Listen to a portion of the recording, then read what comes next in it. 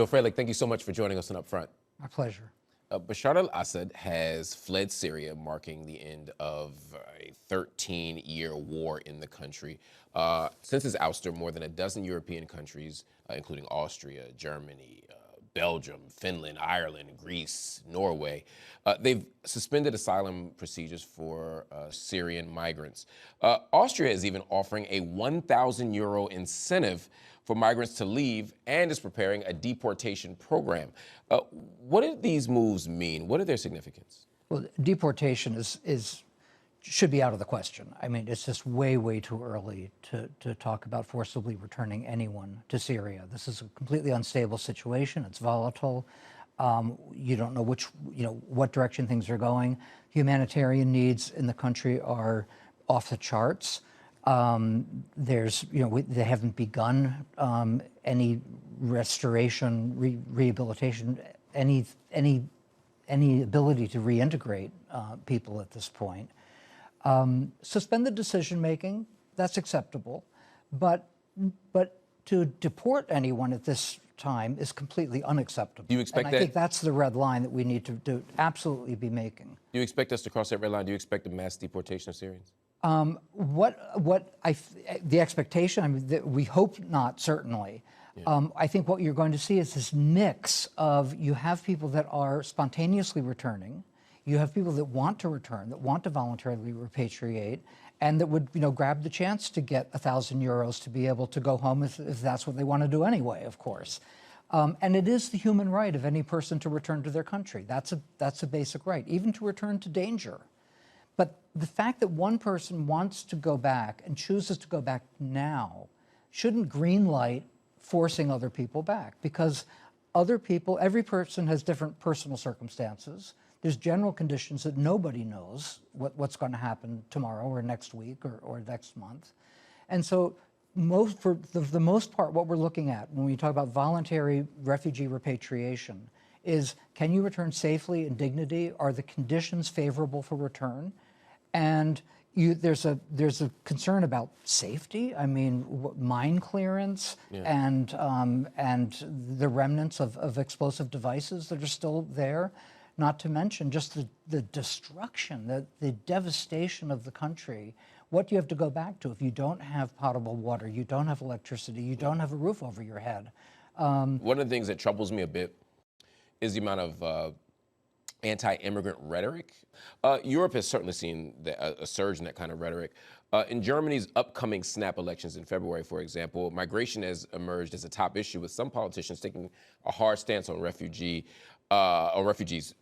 to win votes. I mean, it works. Yeah. We've seen that in the United States as well with immigrants. Germany is not an outlier. Anti-immigrant sentiment and rhetoric has been on the rise in Italy, Belgium, Netherlands. We could go on. How will this shape future policy on Syrian refugees, as well as other migrants across Europe? It's a real concern. It's a real concern that everything you just said. The right wing in Germany is ascendant. There was a vote of no confidence in the current government.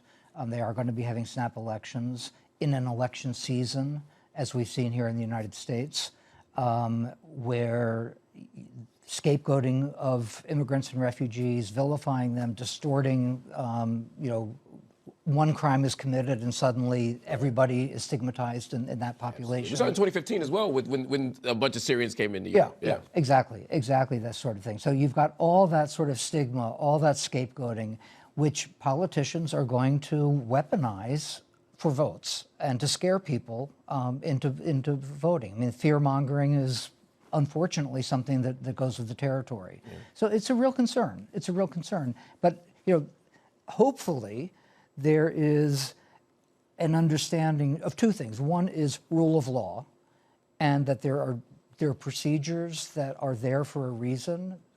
There are reasons to take things in a systematic and an objective and deliberative manner. When people's lives are at stake and you're determining, is this person going to be killed if you return them or not, you want to be damn sure that you're doing the right thing before you make that choice. And the other point is, really more of a common humanity, morality question. You know, the one is legal and one is moral. And hopefully voters can put themselves in the shoes of people who are not as fortunate as they are. And hopefully they can look at the devastation in Syria. They can look at the conditions that no one would want their children to return to. Yeah. And the uncertainty politically as well. You know, talk to me about that returning thing. I mean, according to the UNHCR, the United Nations High Commission for Refugees, 90% of Syria's population is relying on humanitarian aid for those people who do make the decisions you pointed out they have a right to make to return home. How do they navigate that? You know, how do they cope? I mean, at the moment, it's chaos. And at the moment, we don't know, you know, where people are going to be living, what their shelter is, what they can do in terms of basics, the food and water. We're not even talking about education. We're not talking about, you know, governance and all these other questions that are further down the line. Well, they're coming. I mean, the numbers show, what the reports are showing is that as many as 1 million people will be returning in early 2025. And I think I mean, none of us knows for sure. Yeah. And the situation can change overnight, basically, particularly the political situation there, if people get fearful about that. But Syrians, I think what this tells us, we are seeing, and I've been on the phone with our own researchers that have been crossing the border between Lebanon and Syria, and they're seeing traffic actually in both directions, as it turns out, and I think that's significant. There's some outflow as well. But people are spontaneously returning, and that tells us a number of things, that many Syrians are really going to want to return.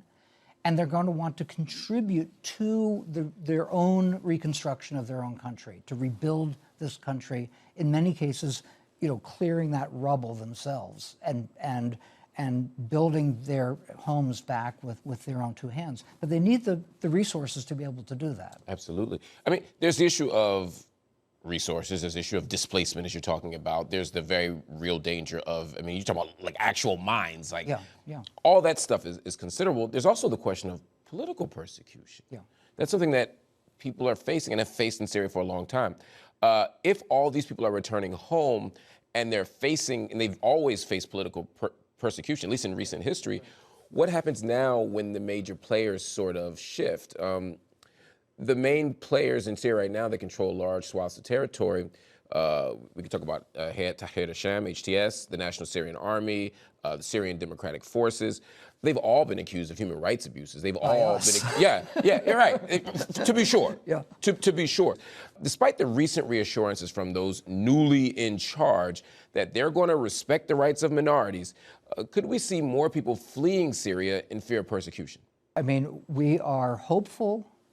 Some of the rhetoric that we've heard from the transitional authorities is positive and hopeful as well.